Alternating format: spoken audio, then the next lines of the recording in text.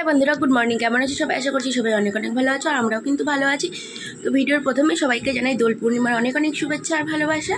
তো এখন বাচ্চা হচ্ছে সকাল 8:20। এখন থেকে আমি আজকে আমার ভিডিওটা স্টার্ট করছি। সকালবেলা ঘুম থেকে উঠে কিন্তু আমার ভাতটা বানানো হয়ে গেছে, রিহুর দুধটাও গরম করে নিয়েছি, আর ওদিকে সকালবেলা খাবার জন্য মুড়ি মেখে নিয়েছি। এখন করবো একটু চা বানিয়ে চা মুড়ি খেয়ে তারপরে কিন্তু রান্না করবো। বাজারও এসে গেছে সকাল সকাল, আজকে সকাল সকাল সব রান্নাবান্না করবো। আর কালকের কয়েকটা বাসন রয়েছে, সেগুলো পরিষ্কার করতে হবে, তাহলে কিন্তু হয়ে যাবে আজকের মোটামুটি সমস্ত কাজবাজ। তারপরে তো স্নান ধান করে পুজো টুজো করতে হবে আজকে। রিহু ঠাকুরের পায়ে আবির না দিলে হয় আজকের দিনে। রিহুকেও সকাল সকাল স্নান করিয়ে দেবো, আমিও সকাল সকাল স্নান করবো। তো এখন চাটা বানাই, আগে চাটা বানিয়ে খাই, তারপরে কী করছি সেগুলো সব কিছু তোমাদের সঙ্গে শেয়ার করবো। তো চা বানাতে বানাতে যে মাংসটা এখানে কিন্তু আমি বের করে নিয়েছি, ধোয়া হয়নি, বের করে রাখলাম। চাটা খেয়ে তারপরে ধোবো। আর এদিকে যে চা প্রায় হয়ে গেছে, আর বাইরে খুব মেঘলা মেঘলা করেছে, একটু রোদ নেই আজকে বাইরে।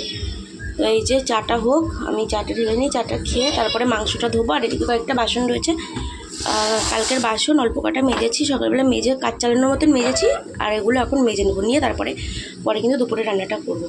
আর কালকে যে চিকেন কষাটা করেছিলাম না, সেটাই দেখো রয়েছে কতটা, রয়েছে অনেকটা রয়েছে, তো ওটাই খাওয়া হয়ে যাবে।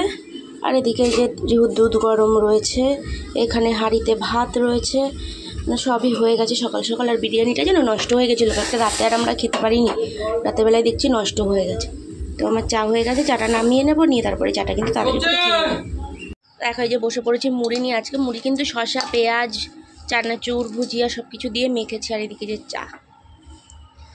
চা মুড়ি এখন আপাতত সকালবেলা খাবো। তারপরে ওই ভাতটা রয়েছে, কালকের মাংসটা রয়েছে, ওটা দিয়ে খেয়ে নেবো ভাত। তারপরে ওই যে আজকে মাংস নিয়ে এসছে, ওটা রান্না করবো। দেখো এই হচ্ছে সকালবেলার খাওয়া দাওয়া, আজকে পুরো সকালটা একদম জমে যাবে। তো এখানে দেখো আমি মাংসটা ধুয়ে টুয়ে সব মশলা শিলে বেটে নিয়েছি, বেটে এবার এটা কিন্তু মাংসের সঙ্গে ম্যারিনেট করবো। লবণ হলুদ আর সর্ষের তেল দেবো। আর এখানে আছে আদা বাটা, রসুন বাটা, পেঁয়াজ কুচি, শুকনো লঙ্কা, জিরে বাটা আছে এর মধ্যে। আর এর মধ্যে দেবো এখন সর্ষের তেল, আর হচ্ছে লবণ আর হলুদ দিয়ে ম্যারিনেট করে নেবো এটা। তো এটা এখন এখানে থাক, আমি লবণ হলুদ দিয়ে ম্যারিনেট করি, তারপরে কিন্তু গোটা গরম মশলাটাও বেটে নেবো। আজকে কিন্তু রান্নাটা হবে পুরো প্রেশার কুকারে, আর প্রেশার কুকারে কষাবো, কষিয়ে ওর মধ্যেই রান্নাটা করব।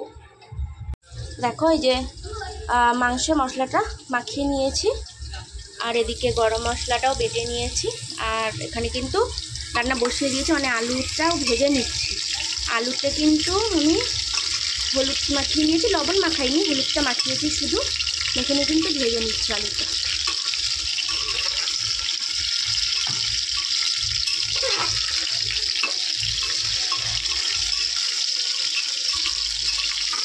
এখানে মাংসটা ওই যে কষাতে বসিয়ে দিয়েছি, কিন্তু প্রেশার কুকারটা এত ছোটো না, নাড়াচাড়া করতে খুব অসুবিধা হচ্ছে। হাতাটা দিয়ে নাড়াচাড়া করলে ভালো হতো, খুন্তিটা একদম পাতলা, এটা দিয়ে নাড়াচাড়া করতে খুবই অসুবিধা হচ্ছে।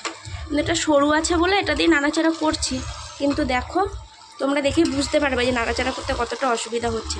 ভাবছি এবার একটা কাঠের খুন্তি কিনবো, তাহলে এই খুন্তিতে নাড়াচাড়া করতে গেলে না প্রেশার কুকারের ভেতরে একদম দাগ হয়ে যায়, মানে পরে যখন মাজা হয় পরিষ্কার থাকে তখন বোঝা যায় যে কতটা দাগ পড়ে গেছে। তখন এইভাবেই হোক, আস্তে আস্তে কষানোটা হয়ে গেলেই তো জল দিয়ে দেবো, এই যে তখন এটা হতে থাকুক। তো এখানে এই যে মাংসটা কষানো কিন্তু হয়ে গেছে, দেখো প্রচুর তেল ছেড়েছে মাংসটার থেকে। আর এবারে কিন্তু এর মধ্যে আলুটা দিয়ে দেবো আমি। তো এই যে আলুটা দিয়ে দিলাম,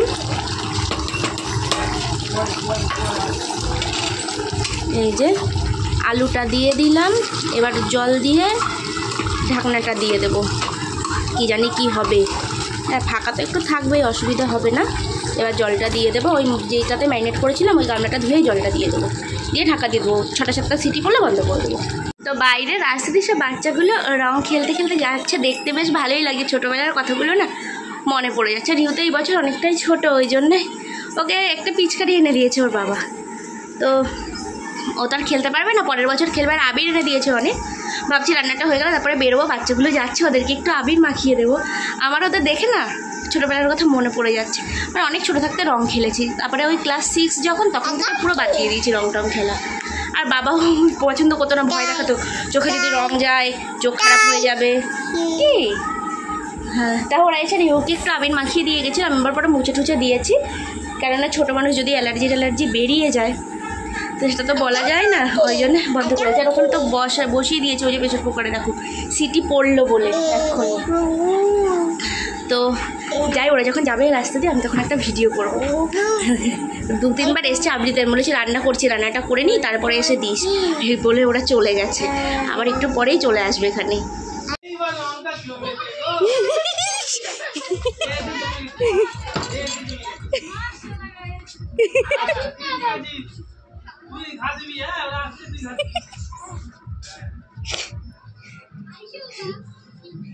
এর চোখে গেছে মনে হয়, তোরা তো ভূত করে দিয়েছে পুরো।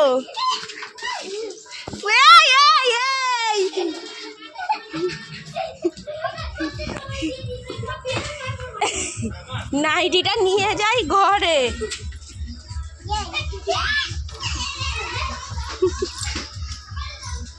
বাবা ঘরে চল।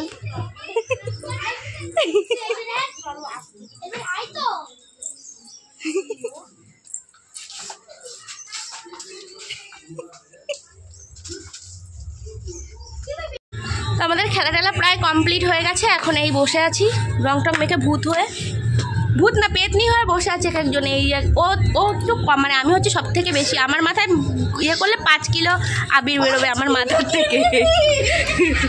সবাই দিয়ে 5 কিলো হয়ে গেছে মাথা, এখানে ভর্তি পুরো আবির। আর এখন বসে আছি পাইলের বরের জন্য, আসলে আর এক দফা খেলা হবে, তারপরে যাবো স্নান করতে। আর ওইদিকে ওই যে আর একজন, এই আর একজন, জুতো ঠিক কর, ঝগড়া হবে নাহলে তোর সাথে আমারই। দেখিস মা কেমন মাটি মাটি কালার হয়ে গেছে, দেখ করবি না তাহলে ঝগড়া হবে। যাও, এই দেখ মাটি মাটি কালার হয়ে গেছে কিরম। দেখি ওইদিকে আর কেউ আর আছে, ওইদিকে ওই যে আরেকজন, হ্যালো গাইস দেখো ওই যে ভূত ব্যক্তি ওইখানে, এই আইটা ভূত, ওই যে আরেকটা ভূত, এই যে ছোট ভূত।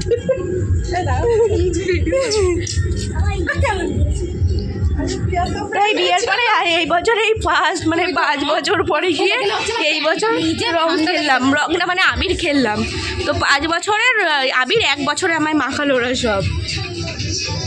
এখন বাজে হচ্ছে 7:45, তো দুপুরবেলা রং টং খেলে তারপরে মানে রং তো না আবির খেলেছি, তারপরে স্নান করে খেয়ে দিয়ে একটু শুয়েছিলাম, ঘুমাইনি। বিকেলে রিউকে নিয়ে গেছিলাম মাঠের দিকে, আর তারপরে এসে আমার বড় ঘুমাচ্ছিল, আমিও একটু বসেছিলাম রিহুকে নিয়ে, ও খুব জ্বালাতন করছিল। ওই দেখো শুয়ে শুয়ে এখন দুধ খাচ্ছে, বাইরে খুব মেঘ ডাকছে আর বিদ্যুৎ চমকাচ্ছে। আর আমার অবস্থা দেখো, এমন ভূত বানিয়ে দিয়েছিল আমাকে। আর আবিরের মধ্যে না রং মেশানো ছিল, এই দেখো এখান থেকে পুরো লাল হয়ে রয়েছে, গলা দিয়ে কানের এখান দিয়ে পুরো একদম লাল হয়ে রয়েছে।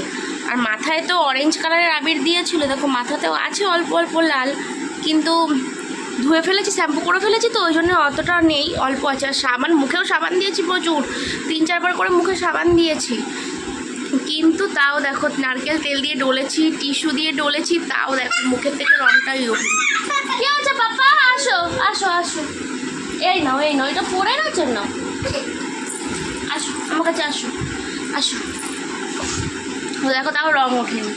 আর রিহু একটুখানি ওইখান থেকে আবির বের করে নিয়েছিল, বের করে একাই আবির মেখে নিয়েছিল, আর ওরও কপাল টপাল এখান দিয়ে লাল হয়ে গেছিলো।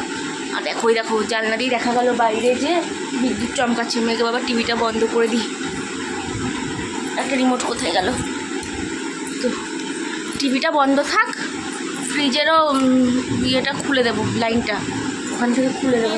ওটা দিয়ে কী করবো বাবা, ওটা রেখে দাও।